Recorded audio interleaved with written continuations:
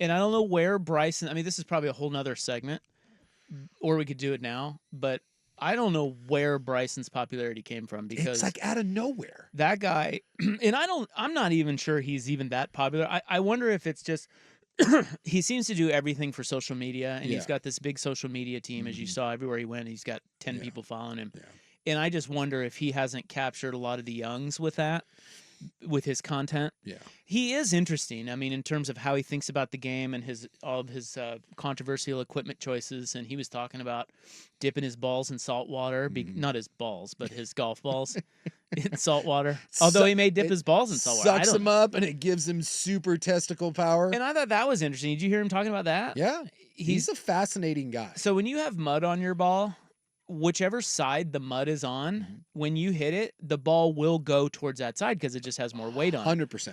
So what he does, and I've never heard of anybody doing this, is he goes, I take every little chance factor out of play that I can. Yep. And he said every golf ball that he gets, they float it in salt water, and the part that is up at the top in the center, they mark that spot to make sure that it's equally weighted on all sides of the ball. Because sometimes, a ball could come off the factory line and be misweighted on one side or the other. And he said that would really affect the ball flight if I hit it. He boots the ones that are... Yeah, and he said it doesn't matter on most of the balls, but every once in a while he does find one that is misweighted and he doesn't want to use that and he throws it out. I mean, that's why he's interesting. He 3D prints the clubs, but I saw that thing with the salt water, and it's a online site. They have a really good Twitter follow. It's called My Golf Spy, and they do an analytical approach to golf balls, clubs, whatever. And it's crazy. I mean, they do everything from a wet ball versus a dry ball, and everything's robotic, right? And so there's no risk to it. It's the same thing, and they hit thousands of shots. And their biggest thing, I've been following them for like 2 years, is they talk about golf balls, and they rank every single golf ball.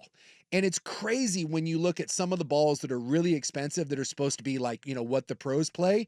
And some of those companies say that like literally 20% of the golf balls that they produce are bad balls. They are not the same. They have worse compression rates. Like you said, they're weighted differently, like quality control on those things. And I remember reading that like a year ago and thinking, oh my God, like that's crazy. And here's a guy in DeChambeau that looks at information like that, wherever he got it from, and was like, yeah, I'm not running that risk. He's fascinating. Yeah, but, he is. But does that make him popular? Well, no, I think that's two different things. I think that is some of the reason why he's an interesting guy on Sunday at a major. If he's up there, he's more interesting than, like I said, Patrick Cantlay or whomever. Because he's less boring. Well, but I think he's doing a Phil thing with the fans. I don't think I don't really understand how his popularity has done a 180. It maybe, like I said, maybe it's social media. Yeah. He does seem to be very respectful and go out of his way to be sort of respectful. But to me, it comes across as phony. He comes across as doing everything for social media. Yeah. Like literally everything he does is for social media. But isn't that in some ways, and this is why, I wondered this because I used to hate this guy, and all of a sudden I'm like, maybe he's not so bad. Is there something to when the general media starts pushing a narrative, whether it's good or bad, like it can have an influence, and all of a sudden the coverage is really positive of him, and they lean into all this. We all saw the viral clip of him throwing the golf ball to the kid and then having a grown man take it and him stopping and go back, and they're like, give it back.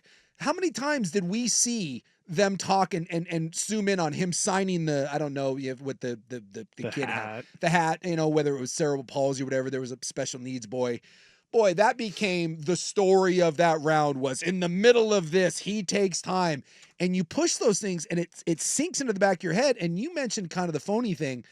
I always thought Phil, the stupid thumbs up, I always thought that seemed really, really corny, especially when everyone knew that behind the scenes, Phil was kind of an ass.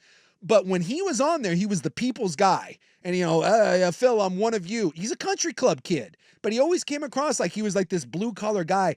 And I feel like DeChambeau is taking a page out of that.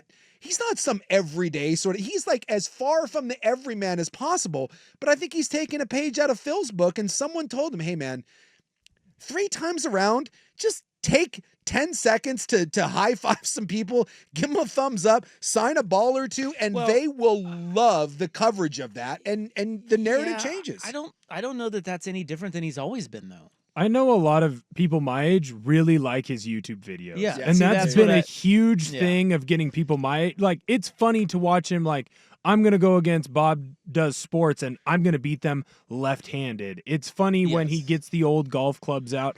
I also think a big savior for him is that Liv never plays. He's just gone. And so there's a lot of less is more of Bryson. Like, Bryson's a weird dude, but if you only get him every major, or, I mean, I guess if you're turning in the CW, cool, but you're only getting him once every 2 or 3 months. I think there's a lot of truth to that the weirder you are and the more chances you have to be abrasive, you know, I guess I should say the flip of that. The less chance you have of kind of being out there and pissing people off, and everyone now consumes you in a very controlled YouTube environment where I edit it. I get to decide what I'm doing. A lot of this stuff is scripted. It is very controlled, and we don't have to see some of the generic interaction that's actually real and live. You know, this is a master PR stroke. Well, I think it is a master PR stroke. There's no doubt about it. Somebody got through to him and said, hey, listen, man, you come across as a little out of touch. Yeah. The Liv thing certainly did not help. No. And now he's got this social media presence, and Will's exactly right. That's what I was alluding to with the social media thing. I just think the youngs, you know, my kid talks about this all the time. He said most of the people his age, and he's 24 or whatever, most of those people watch golf the way Will watches golf. Yeah. And they don't sit down and watch full golf tournaments. No. That's boring. They watch these little bits and pieces of videos and TikToks, and Bryson has done he's done better than anyone by a million in that, and that's probably helped him turn around his reputation. But I'm a little perplexed in a sense that he's always been a pretty nice guy. Like, he's not Ben Bristly Brooks, like Koepka. He's not like that. He's just come across as sort of out of touch, a douche, snobby golf douche. Yeah, douche. And somebody told him, hey, tone that down a little bit. Let's do some cool videos. All the stuff that he tinkers with in terms of his equipment and stuff is very interesting. And, you know, when he hits the ball, when he's out there playing, he's just got, he gets eyeballs. And he's got juice. He does have juice, and so does Rory, and that's why that was so amazing.